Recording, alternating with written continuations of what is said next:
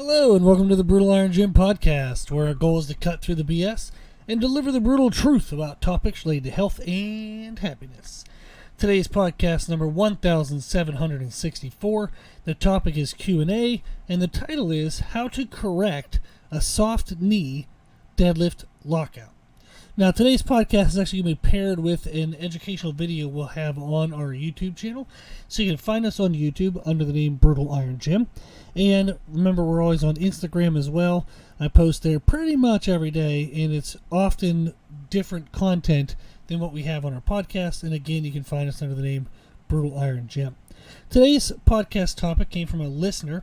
They were having trouble with a soft knee lockout in their deadlift. So they're a competitive powerlifter. They deadlift conventional stance in competitions, and they got red lighted for a soft knee in their latest competition. So what all that means is in powerlifting, if you get a lift with good technical standards and it's an acceptable lift, they give you white lights. There's actually 3 judges that will watch the lift, and you'll get 3 white lights. However, if you do something technically wrong in the lift that violates the rules in powerlifting, you get a red light. Now, a lift can still be good if there's 2 whites and 1 red, so majority rules. But unfortunately, this person got a white light from the center judge and 2 red lights from the side judges. The feedback they got was that they had soft knees. What that means is, as the top of the deadlift, they had their hips extended, but their knees were bent. In powerlifting competition, you want to have your legs straight. You don't want to hyperextend your knees because that would hurt, but you have to have your legs straight. So the knee joint needs to be in a straight position. The hips need to be in a straight position. Often at maximal weight loads, your shoulders will be a little pulled forward, but the hip still has to be kind of locked out. It has to be straight. It'd almost be like if you were standing really tall, trying to test how tall you were, is how you would stand at the top of a deadlift. Now, your shoulders, again, are going to be pulled down from a heavy deadlift, but the hips and the knees are straight. So they were having trouble with that, and they asked if I would be able to help. And yes.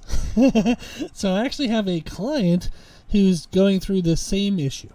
Is as the bar passes their knees, they tend to finish the deadlift. They perform the lockout by pulling the bar back to them, which involves a lower back contraction and soft knees. Their knees are not straight. What this does is this causes the weight to be loaded into their spinal erectors, their lower back. They're going to feel their glutes are flexed, but the glutes actually aren't holding the weight.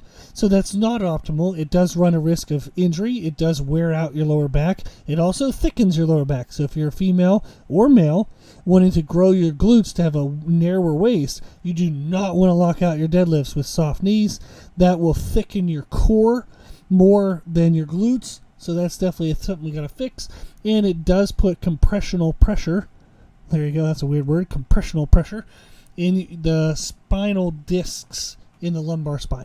So it's kind of a not good thing to do. You'll get away with it for a long time. It's not usually an immediate injury or anything, but your back will feel stiff. You're going to notice that thickness in the core, notice that your glutes aren't really growing. That's going to limit development in other lifts such as squats. There's going to be a lot of just kind of slow trickling problems if we don't get a better lockout. So today I wanted to share in this podcast 3 tips and then direct you to go check out the YouTube video so you can actually see the videos of me discussing these tips. So the 3 tips we're going to cover. First tip is grip. Often, if your grip is weak, your body will want to rest the bar onto your thighs. So as the bar passes your knees, it'll want to bend the knees and push the knees underneath the bar. This is also called hitching in powerlifting, and there's variations of how people hitch, but that's a variation of one. So the body will try to scoot the knees under the bar, and that requires that your knees are bent, and that way the bar can sit into the muscles of the thighs and disperse some of the weight load. So if your grip is weak, or if you're using a weak grip option, that could be one of the reasons why you have a soft knees for your deadlift lockout, and it's something that we can fix. The weakest way to hold on to a bar would be what's called a double overhand. Now, that's a different grip than a hook, and I'll explain that in a second. But a double overhand would be as I literally just put my hands over the bar, my fingers are wrapped around the bar, and then my thumb is around the bar just to kind of add extra pressure. But it's just a normal how I would hold on to like a coffee mug, how I would hold on to a door handle to open up a door handle. The reason why that's the weakest position is the bar will be very heavy and it'll start to roll out of your palm. It'll roll away from your palm and it loads all the way into the fingers. And if both hands are facing the same way, both palms are facing the same way, a double overhand, there's no kind of countering force. Meaning there's nothing to keep the bar from rolling into the fingers and then prying the fingers open. So, if you have a soft knee lockout for deadlifts, you want to use a stronger grip. This is also true for anyone not having trouble with soft knees. You want to use what's called a mixed grip or a hook grip. Now, a mixed grip, it's M-I-X-E-D, so mixed grip, is one hand is overhand on the bar and the other hand is underhand on the bar. How this helps is that as the bar would roll out of your one hand, it would be basically rolling into the stronger position on the other hand. So they kind of counter each other and center in the middle. So it prevents the bar from being able to roll your hand open because it actually rolls into each other and then they're tightening rolls, so it holds right steady right in the middle. Now with a mixed grip, you want to remember that in deadlifts, your arms are just big long hooks. You do not want to bend at the elbow. You don't want to try to flex your biceps to try to pull the bar up. A deadlift is a lower body movement in lats, but essentially it's a push with the legs. You're pushing the bar off the floor with your legs, and then you're squeezing your glutes to lock out and straighten the body. You are not and do not want to pull up on the bar. The reason why is it will run risk of injury for the underhand arm. So whichever hand you choose to be underhanded in a mixed grip, if you try to flex your arm, that's going to run the risk of a bicep injury. There are people who have detached their biceps. Now, they usually have a very extensive, heavy background of working out and strength training, and they've probably like over-pushed themselves, under-recovered. There was already some tissue damage. There was already some issues. So by the time they got the injury, it was, kind of it's the straw that broke the camel's back kind of thing. It was the last thing. It wasn't like it was the whole shebang of why they had the injury. So a mixed grip is a good option. It's actually what I prefer, and I'll explain why in a second. Now, when you use a mixed grip, you do not have to switch which hand is over and which hand is under. You will not get different back development because you're not bending the arms, you're not pulling with the arms. It's not like you're doing a back exercise. You're literally just holding the bar with these long hooks that we call arms. So you do not need to switch which hand is which. Find a kind of like, how everybody's left-handed or right-handed for writing or doing different tasks. You'll find that there's a handedness when you choose your mixed grip position. One hand will feel more comfortable underhanded than the other hand. So just pick whichever feels comfortable and stay with that. A hook grip is you would want to put the hand on the bar and have the bar pressed into the meat between your thumb and pointer finger. Okay, so it's going to touch into your hand between your thumb and pointer finger. You would wrap your thumb around the bar, and then you would wrap your fingers, mainly your pointer finger and middle finger, over the bar and over your thumb. The reason why I don't choose this is I have very large palms. So the palms of my hand are very large, like wide and long, but my fingers are not. So I have what my parents told me when I was born. The doctor said I was going to be a boxer because I had very large hands. So I do have very large palms of my hands, but I do not have long fingers. So for me to do a hook grip, it doesn't really work well because I can't, my pointer finger and middle finger aren't long enough to go over the bar and over my thumb. So I can't get a good grip. So I choose mixed grip. But if you do have long fingers, you can use a hook grip to hold on to the bar. Now again, this is why I would direct you towards our YouTube video, because you can actually physically see the grips that I teach in the video. But we don't want to use a double overhand, we want to use a mixed or a hook grip. And to learn more about those, you can search on YouTube and learn more. But that's one tip, is to fix your grip. Get a stronger grip position, and that way your body won't feel the need to protect against the bar falling, so therefore it won't try to scoot its knees under the bar and rest the bar on the thighs. The next tip we have is to recognize that as we get to maximal weight loads, the bar path of a deadlift is vertical. It's a straight vertical line.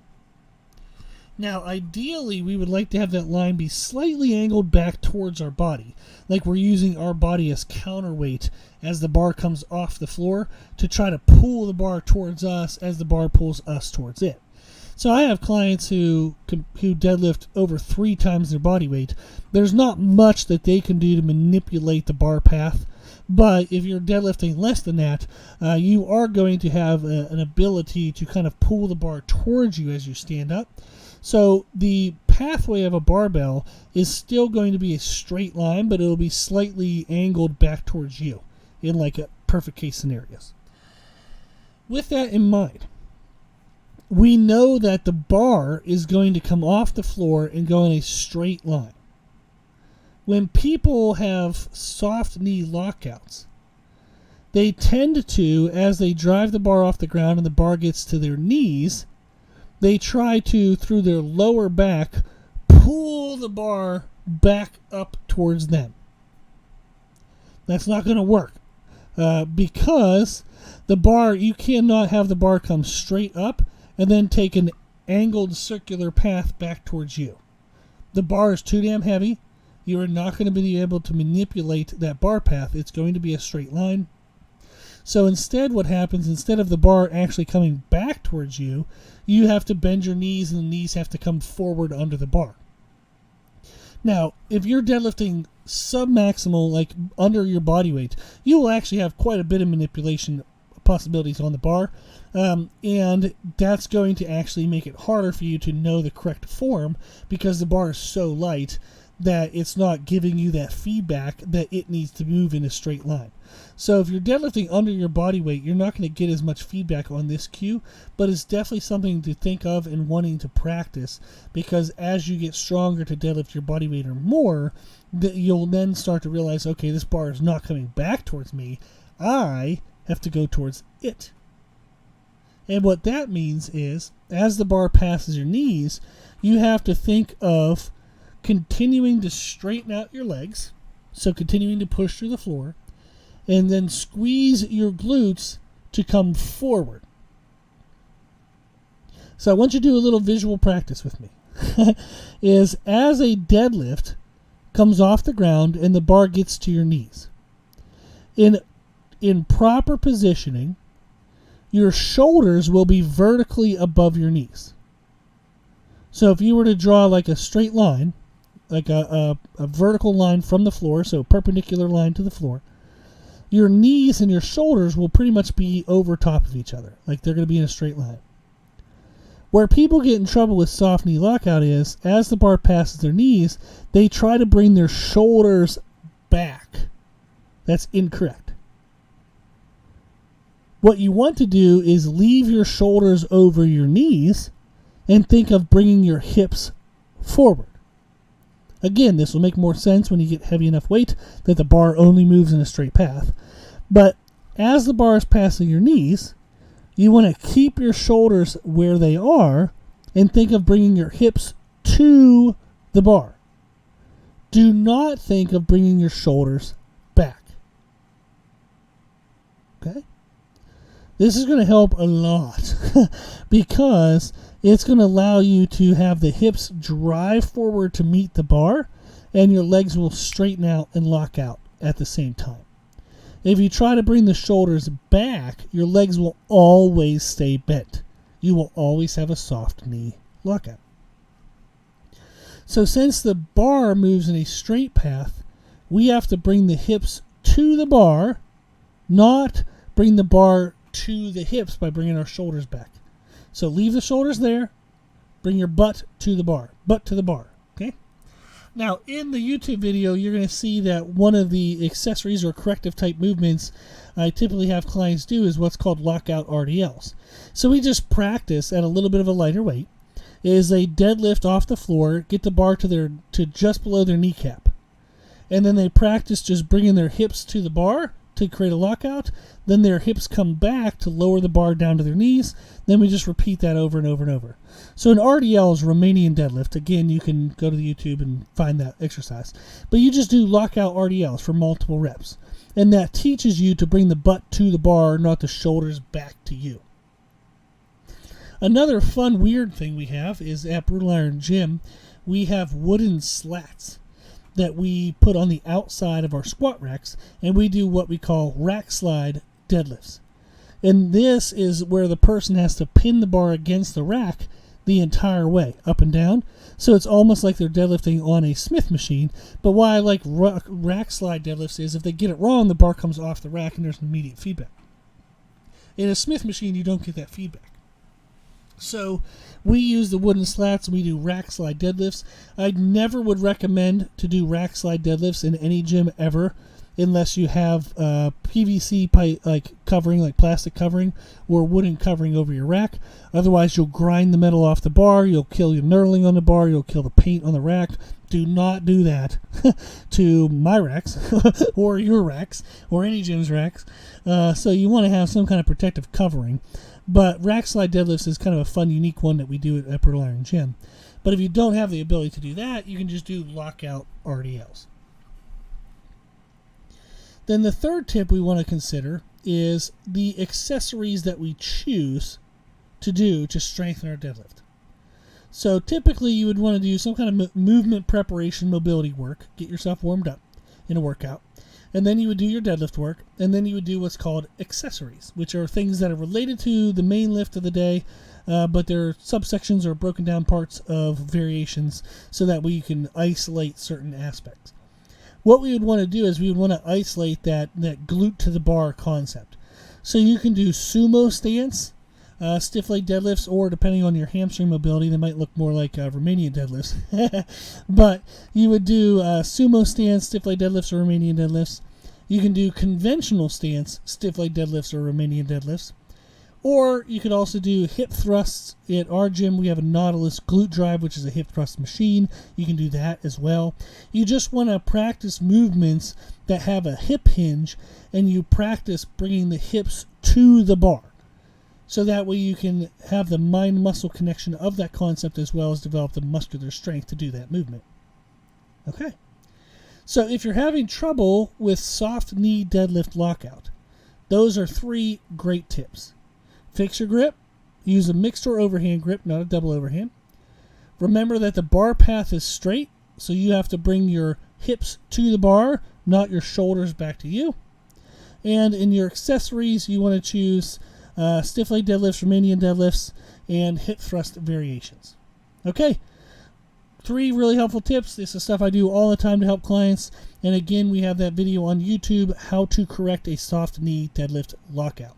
If you have any questions about programming, training, anything like that, we do have our one-on-one coaching services on our website if you want to check that out. I'll help write programs, and this is what I do with clients all the time is I watch their videos, I give them feedback, I make podcasts, I send them videos on YouTube. There's a lot of teaching to my one-on-one coaching, which is why I have only so many slots to make sure I do a good job and don't get overworked. But if you are interested in that service, you can check that out on our website. If you like the podcast, please share the podcast. If you like the podcast, please consider donating to support the podcast, which you can do on the website. And if you like the information we share in the podcast, you can find more from us on our social media channels. You can find us and follow us on Instagram and YouTube under the name Brutal Iron Gym. As always, I hope this was helpful. and thank you for listening.